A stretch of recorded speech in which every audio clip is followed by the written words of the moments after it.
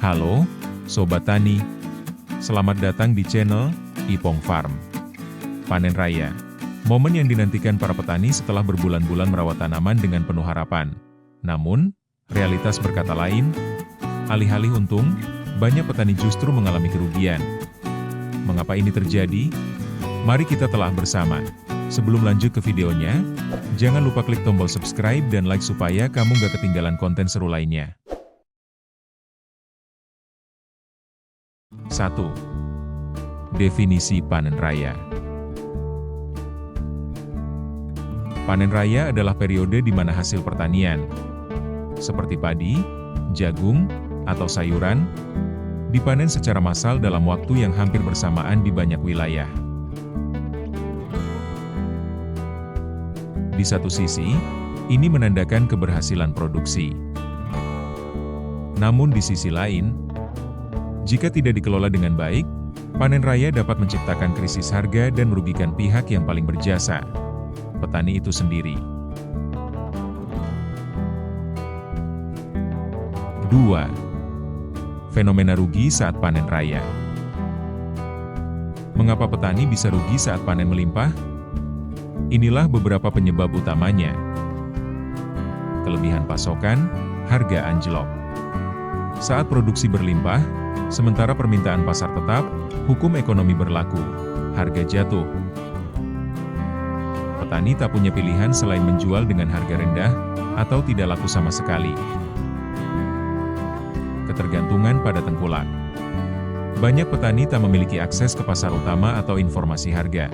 Tengkulak menjadi satu-satunya jalur penjualan, dan posisi tawar petani sangat lemah. Tidak adanya sarana pasca panen. Sebagian besar petani tidak memiliki fasilitas penyimpanan seperti cold storage. Tanpa teknologi pengolahan atau pengawetan, hasil panen harus segera dijual, atau rusak. Biaya produksi lebih besar dari harga jual. Mulai dari benih, pupuk, hingga tenaga kerja.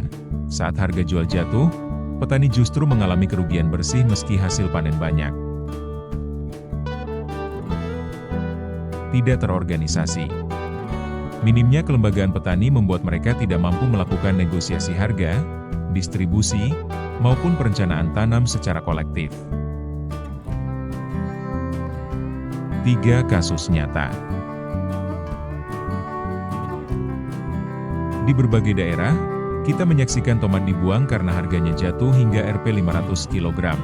Harga gabah anjlok di bawah ongkos produksi. Ironis, saat produksi melimpah, justru penderitaan meningkat. 4. Solusi strategis. Masalah ini bukan tanpa jalan keluar. Beberapa strategi yang dapat diterapkan antara lain: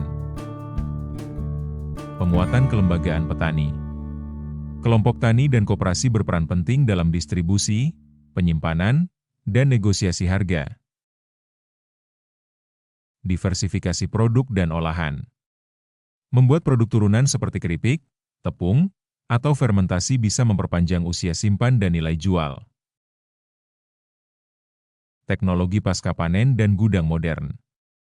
Cold storage dan sistem resi gudang memungkinkan petani menyimpan produk dan menjualnya saat harga membaik. Dukungan pemerintah dan swasta.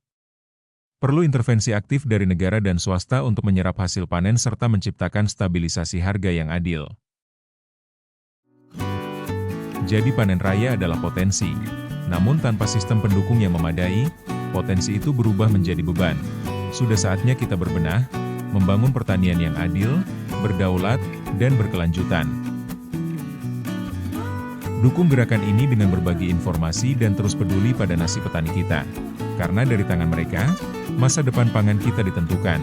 Jangan lupa like, share, dan subscribe agar edukasi seperti ini terus hidup dan menjangkau lebih banyak orang. Terima kasih telah menyaksikan. Sampai jumpa di video berikutnya.